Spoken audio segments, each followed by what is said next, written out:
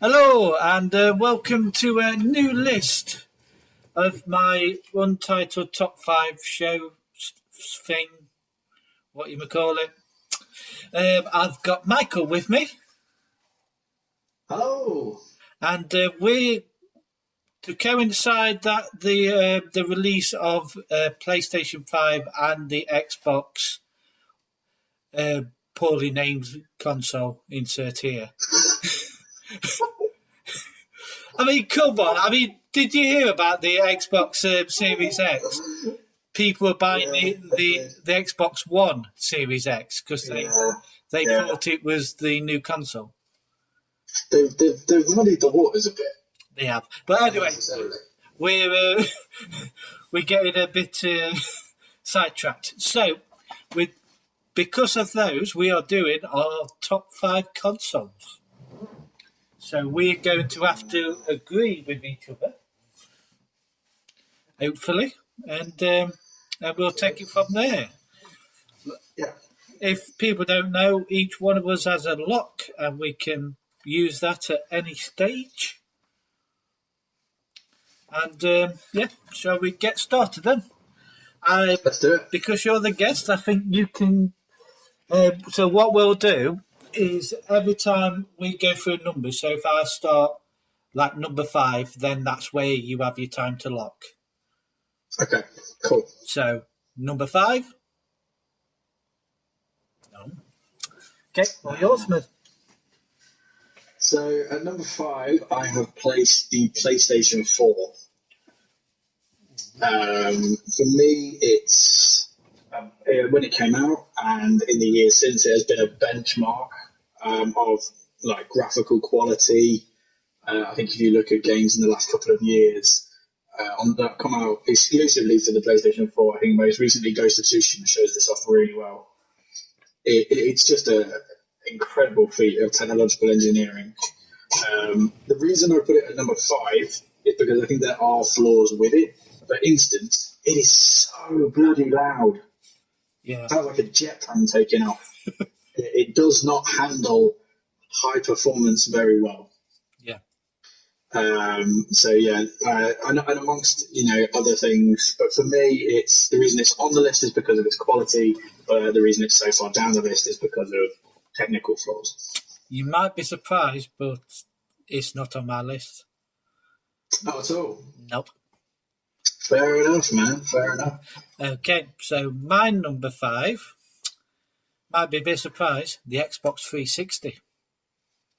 The Xbox 360, really? I really do, because when you think of like the games which came out at the time, and what you have to realise is that the original Xbox was a flop. It was an ugly-looking console. Nobody thought it had any right to be in the games console market, and then the 360 came to play, and they basically showed that we can keep up as much to PlayStation. And also, what you have to realise, the PlayStation 3 flipping failed. Xbox 360 outsold the console. So really, the Xbox, if it wasn't for the Xbox 360, I don't think Xbox would be in the gaming market anymore. I would be intrigued to know, even though the Xbox 360 outsold the PlayStation 3, how many of those consoles were sent back due to issues such as the Red Ring of Death. Potentially, yeah. But also, I mean, when you look at like the games, I've just listed a few here. Fable 2, I absolutely adored that game. I love Fable. If you love or hate the Gears games, and Halo, you had Gears 2 and 3, Halo 3, Saints Row. Oh, Halo 3. You had Forza Horizon and the amazing Kinect Star Wars. We've had Solo doing dancing. It's that was a surreal experience. So do we move on to number 4, or do we discuss which one's going in at number 5? No, we do that after. So we'll do that after. Cool. Number 4. Ooh, we're playing this game, aren't we? Well, it's like cat and mouse. I think this might be a bit of a tactical. Okay, I'll go first. My number 4 is the SNES. Oh, interesting. That's where you put the SNES. I have, because I think it had some really stellar games, and it sort of became the when from the NES, it was a great console, but the only problem with it was it was a pain in the arse with the cartridge, and it wasn't really very user friendly. The SNES made it a lot more easy to use and more accessible on the game side. I mean, you had Zelda Link to the Past, Star Fox, Super Bomberman, Super Mario Kart, Double Dragon. It was home to a whole host of amazing entries in well-established franchises. Definitely, and my personal favourite would be Street Fighter 2 Turbo. I remember getting that because that was a console launch game. Because I remember getting that in the package, and I was blown away how amazing that was. I've got a story. Basically, me and my brother, my parents are Christian. Every Sunday they used to go to church. We didn't, and we knew that they had SNES ready for us, and we knew where it was. They didn't even wrap it up. So basically, every Sunday I used to painstakingly open the console, keep everything in order, all the plastic, everything else, and basically we played the game, the console, for about a month before Christmas. Oh, that's naughty. The worst thing is, they didn't know until we're told about 15 years later. Yeah. That is one of my crowning achievements, because I was so damn good at hiding. Honestly, I even redid the sellotape covering so they wouldn't notice as well. Yeah, honestly, Nice. it was bad, but basically by the time, because we only had one game to play, by the time we actually got it for Christmas, we were bored of Street Fighter. Fair enough. I can see why. Anyway, so your number 4? So my number 4 is the Xbox One S. I think it had a lot of I think I owned it at one point. I'm pretty sure I owned it during uni, and it was just a smaller version, but no less powerful, I think, than the Xbox One. Yeah, just the regular Xbox One. It was a nice console. It did everything I wanted it to. It never really let me down. It never broke. It was reliable. It was consistent. I played some great games on it. Yeah, but they didn't really have exclusives. That's the thing which let that generation down. It did. I firmly believe that Microsoft have not been competitive enough with their exclusives. No. But I think if I were to approach it from the perspective of a neutral gamer, I think exclusives in general are bad.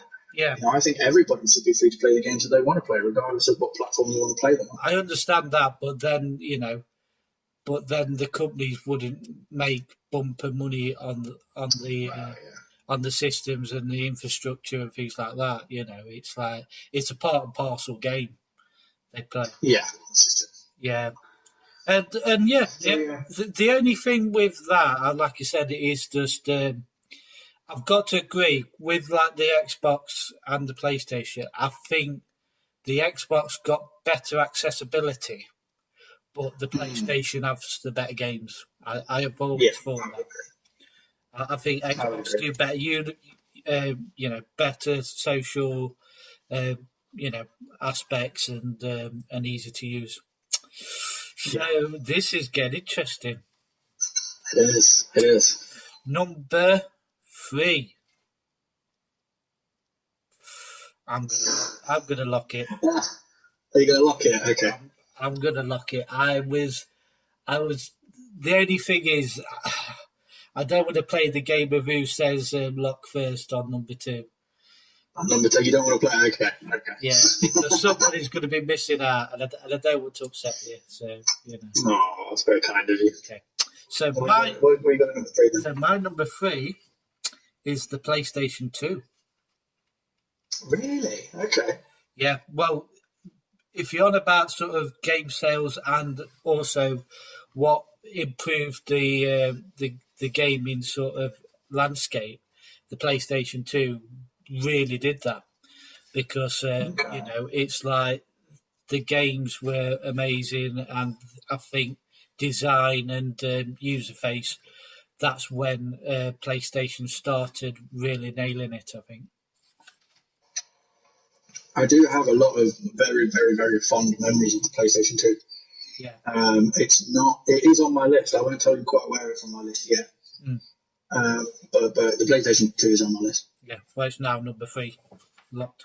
So, well, there it is. So, but yeah, well, I mean, when you look at games, you had the GTA games, you had, Burnout, God of War, Metal Gear Solid 2 and 3, Final Fantasy X, Beyond Good and Evil. Oh, Ratchet and Clank.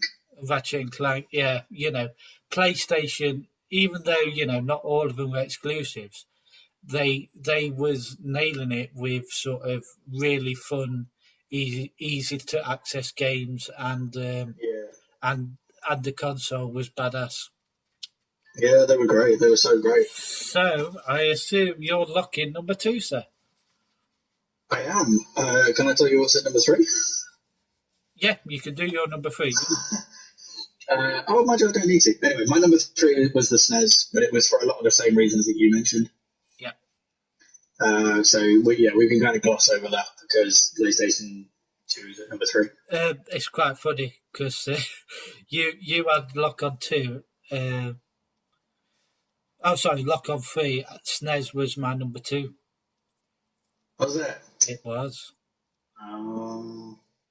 So yeah. So I mean, it's up to you how you want to play the game. You can either keep your number 2 as you want, or you can change it. It's purely up to you. No, I'll keep my number 2 as it is. I've got a console that's not been mentioned yet. Okay, go for it. My number 2. So my lock at number 2 then is the Nintendo 64. Oh, good choice.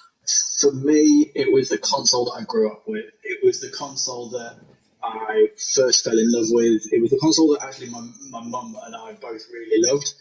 So when I was a kid and more easily scared than I am now, she would play the next level of a game when I went to sleep. So she would know if there were any scary bits or if I was going to get stuck where I might need help. So she would stay up and play the next level ahead of me so that we could then play through it together the next day. I don't know if that's sweet or creepy. I think it's sweet. Mostly because it's my mother we're talking about. Yeah, that's fair. But yeah, it was a console that I grew up with. There were so many great games on the 64. You had GoldenEye. You had, I think for me personally, a real highlight was The Legend of Zelda: Ocarina of Time. Oh God, yes. Which for me, I think to this day, I know Breath of the Wild did some amazing things, but for me, Ocarina of Time will always be the definitive Legend of Zelda game. I know it hasn't aged well, but GoldenEye changed my gaming landscape. It changed first-person shooters. Yeah. I think, especially multiplayer first-person shooters. Oh, yeah. I mean, me and my brother and my friend, we literally played hundreds of hours of that just on the multiplayer alone. The single player was amazing, but the multiplayer was so much fun, and it changed the game. Yeah, it really did. Yeah, it was just a game changer. And there were so many things that you could look back and love about it. The fact that Oddjob was too small and therefore impossible to hit. Yeah. And you had this kind of brilliant. You look back at it now, and it's this brilliant kind of hand melee combat animation that was more like a slap rather than anything else. Well, one fact I don't know if you knew. Originally, they were going to have all the Bonds in the game.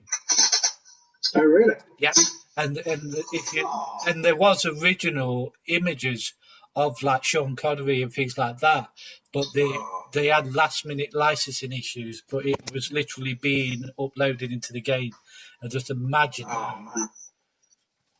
on That would multiplayer. have been so cool. Oh yeah, playing different buttons, that would have been killer.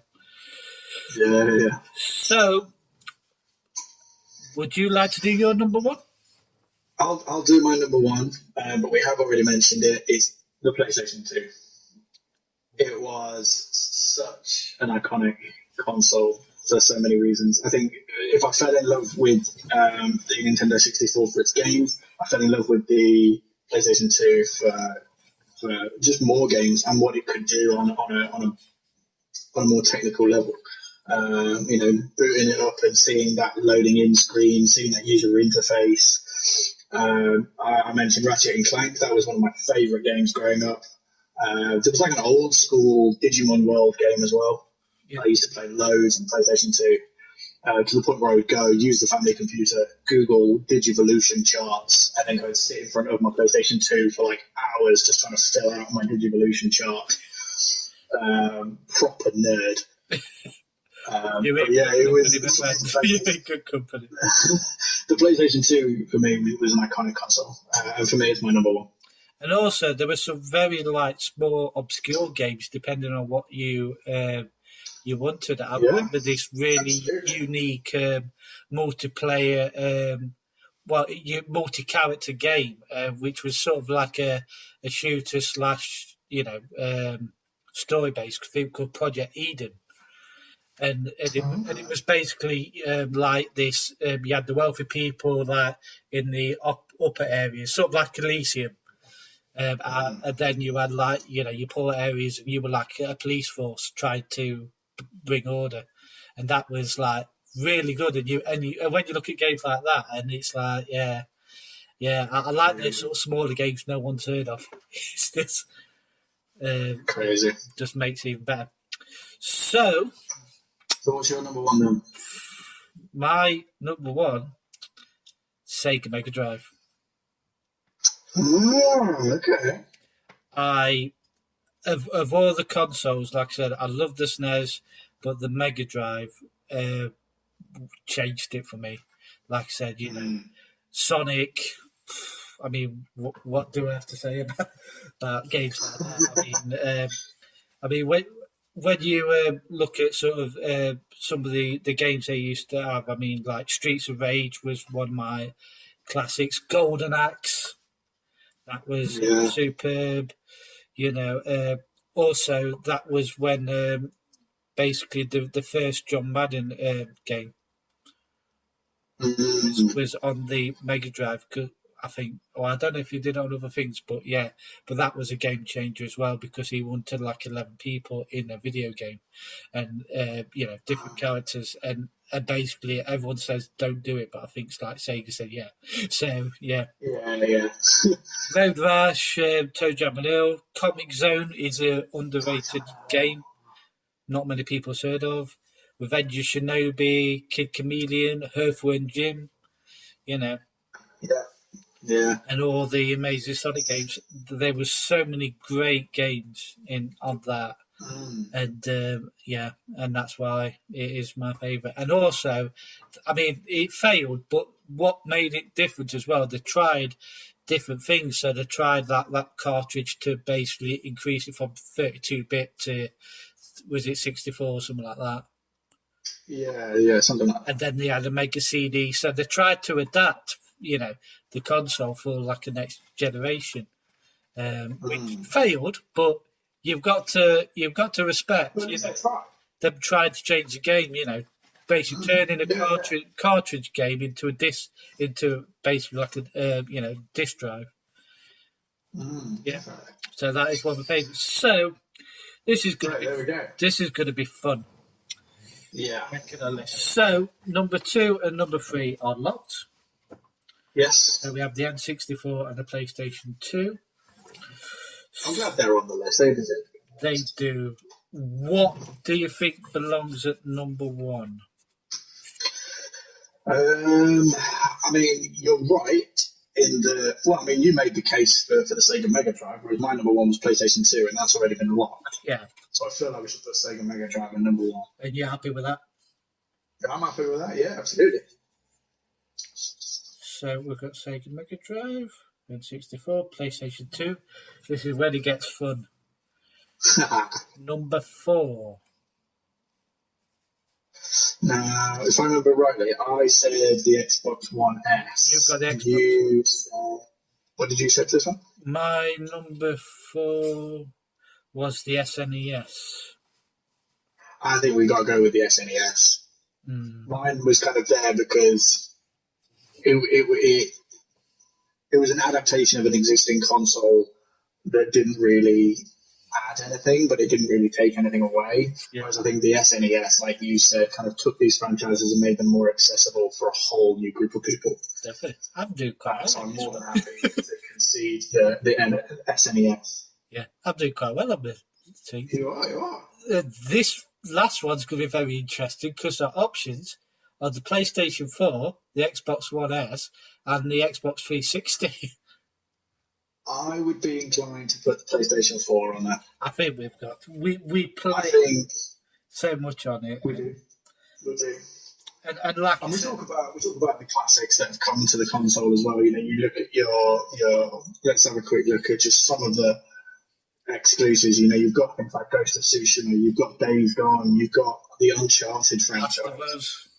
The Last of Us, Marvel Spider-Man, Horizon. You've got so much good stuff there. I mean, one I think's been ignored, but I love Days Gone as well. That was a great game, which I think Justified had problems at the beginning, but I think that's a very overlooked game, and I think there's just so many exclusives, and also games like Persona 5 and things like that. Yeah. You know, there was, They absolutely trounced the Xbox on exclusives. They did. They certainly did. So yeah, I think PlayStation 4 is number 5 then. Okay, so we have our official list. Yay. Okay. So I will go through them once more in a dramatic voice, trying to see how it goes. Good, I can't wait to hear this. Okay. Ready? Number 5, the PlayStation 4. What's our number 4? The number 4, SNES. Number 3, PlayStation 2. Number 2, N64. And the number 1 video game console is the Sega Mega Drive. Nice. Very nice. I think I'm very happy with that selection. And this has gone a lot longer than I thought it would. I was hoping for 15 minutes. It's 22 minutes. Quick, let's say goodbye. Yeah, see you later. Take care, guys. Hope you enjoyed it. Bye.